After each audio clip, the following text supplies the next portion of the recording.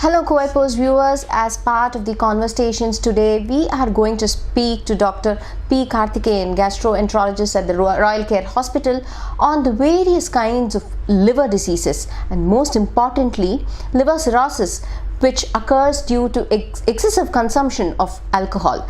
Thank you so much for talking to Co-Post, Doctor. Doctor, could you tell us about liver cirrhosis? Who are the people who get affected because of liver cirrhosis? What is the age group, and what is the duration of alcohol that alcohol consumption that they've been habituated to, and what exactly happens?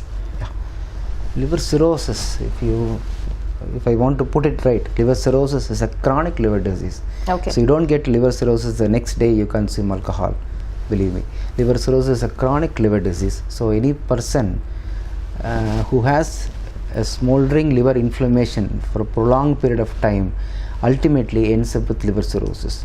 So liver cirrhosis is almost an end stage inflammation of a liver. Okay. So by cirrhosis, what I meant is liver is so big, it is 1.5 kilograms. Okay. One of the largest organs. How much does it weigh usually? 1.5 kilograms. 1.5 kilograms. Yeah, normal weight okay. is 1.5 kilograms. Okay. This is the largest organ in the body. Okay. So the size of the liver becomes reduced in cirrhosis. It becomes almost something like this. Weighs about 600 to 700 grams. Okay. And it becomes hard as a cricket ball. Okay. So that is the pathology of liver cirrhosis. So you get the liver fibrosed, completely shrunken in size and out of function. So three things are there. Liver is anatomically abnormal. Functionally also it is deficient. So that contributes to liver cirrhosis. So liver cirrhosis happens in variety of conditions.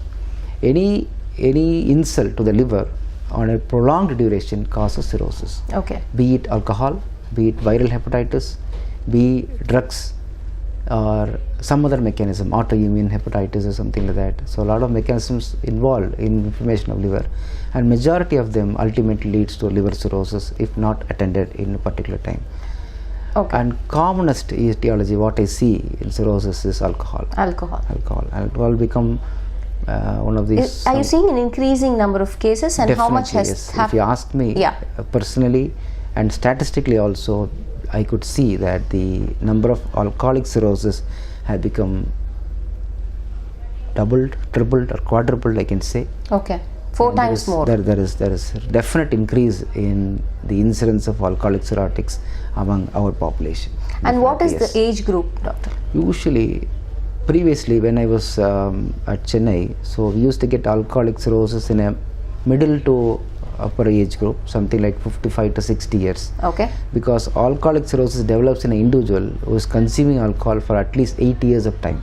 8 years continuously. 8 years continuous alcohol. So continuous, what I meant is majority of time he is having alcohol. Okay. So 3 times, 4 times a week would also contribute to chronic alcoholics, ultimately result in cirrhosis. So now that the alcoholic practice has become rampant, I could see younger people getting alcoholic cirrhosis. Age group about 25.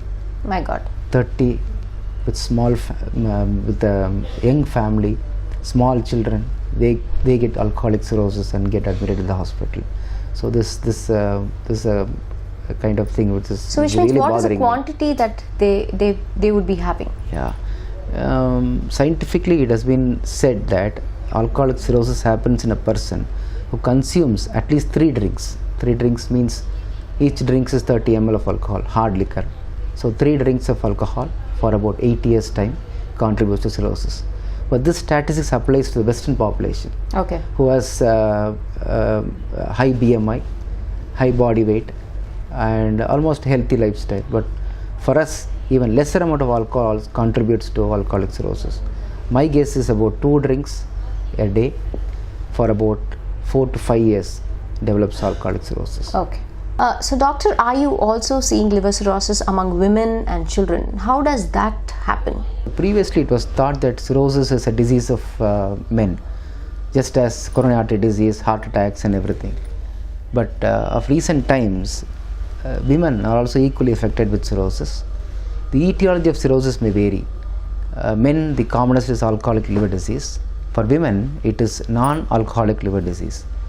What I meant by non-alcoholic liver disease is people who do not take alcohol develop similar kind of pathological disease inside the liver, which ultimately leads in cirrhosis. This is quite interesting, also sometimes disgusting, because people who do not consume alcohol also has the potential to have the same kind of inflammation that an alcohol provokes in a liver and ultimately leads to cirrhosis.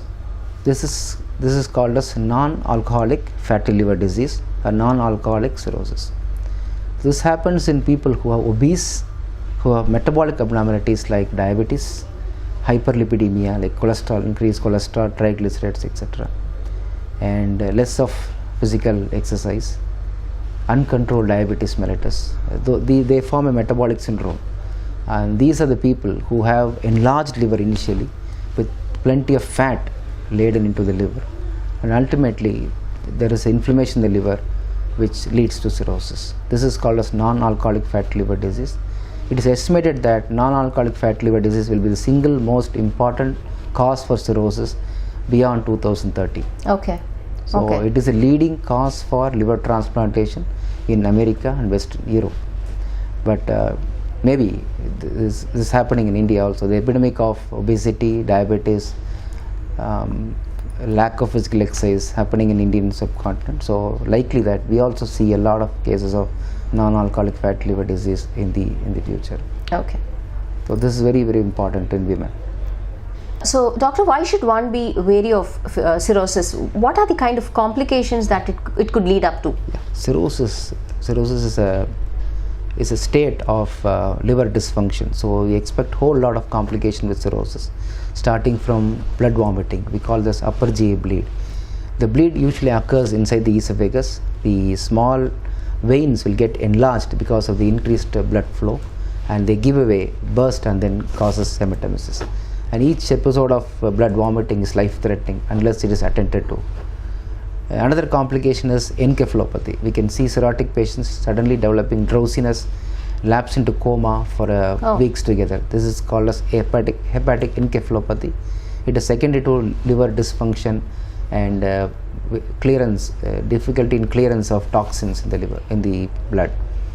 And also it can lead to kidney injury, can lead to whole lot of sepsis, infections, because of the immune alteration they produce.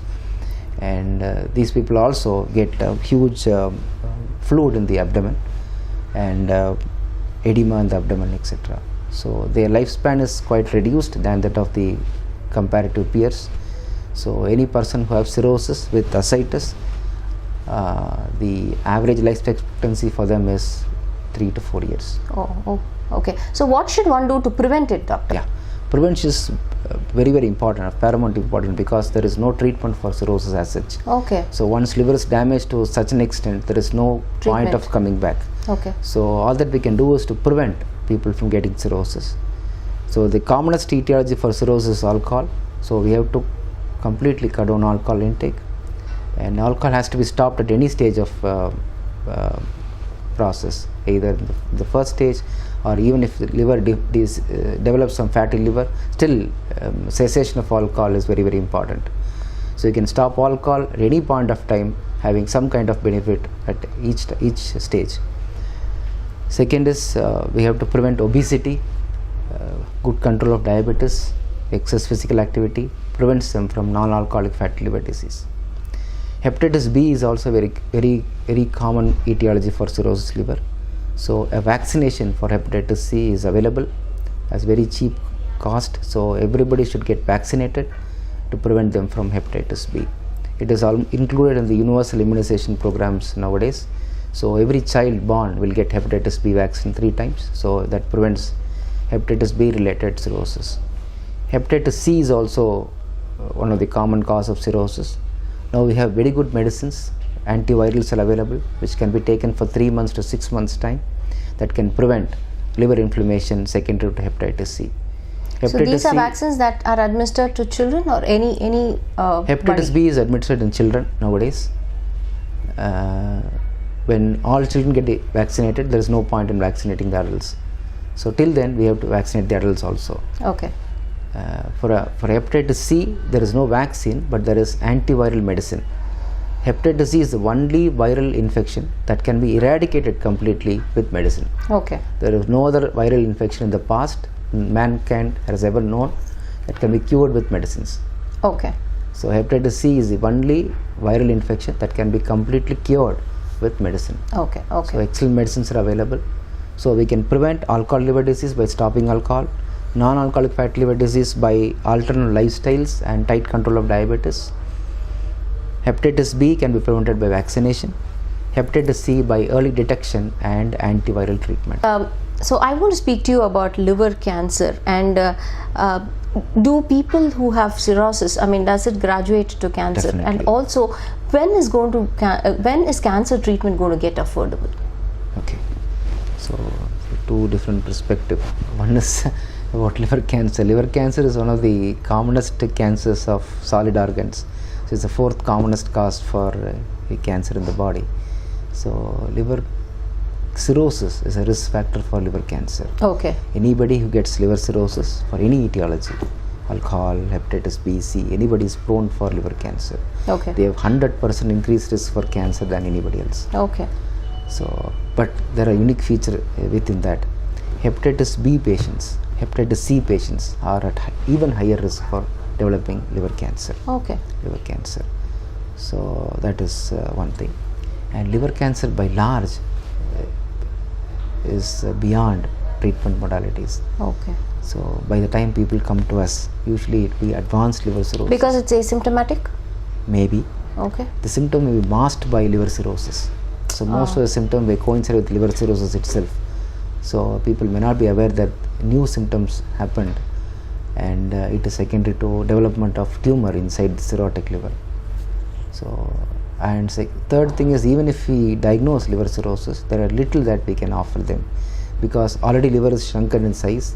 We cannot cut them and remove them either. We are left with small amount of liver, which is not sustainable for life.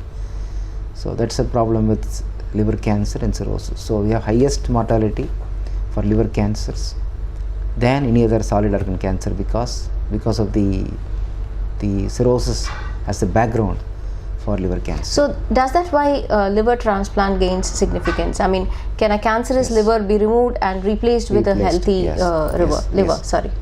Partially true. What you say is partially true.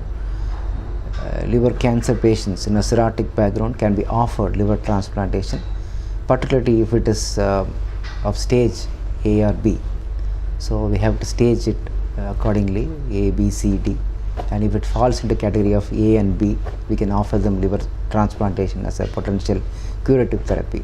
It's also there, but it is not within the reach of common public. Liver transplantation, still it has high cost by itself, and there is a technical procedure. The surgery is not an easy surgery. It's a technically difficult surgery. So with all compromise that we make, still it is a potential curative therapy for liver cirrhosis with cancer. So doc, coming back to the cost factor, when will we see cancer treatment becoming affordable? It has to. Because there's, we can see from the past experience 10 years before, the cost of cancer treatment has come down really because of affordable drugs available. There is compulsory cost reduction in the drugs price also, and some of the charges for the procedures also have come down. That is one thing. And on the other side, we see increased amount of people coming with cancer diagnosis now because of advancement technology. That's right. Previously, we could not have detected a cancer in otherwise such patients. Now we have an ability to pick up cancers at the early age. So we have more people to treat, and that is also putting increased burden on the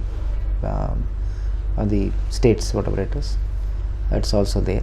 But still, on the whole, the treatment for liver cancer or any other cancer is not still within the reach of the poor people. That is there. Okay. Always it is there. Okay. But everybody has tried to bring it down as far as possible. Probably it will come down down the line. Okay. I expect this. Okay. Liver transplant previously was 30 lakhs, 40 lakhs previously. Now it has come down to 20, 15 lakhs or something. That's a good thing.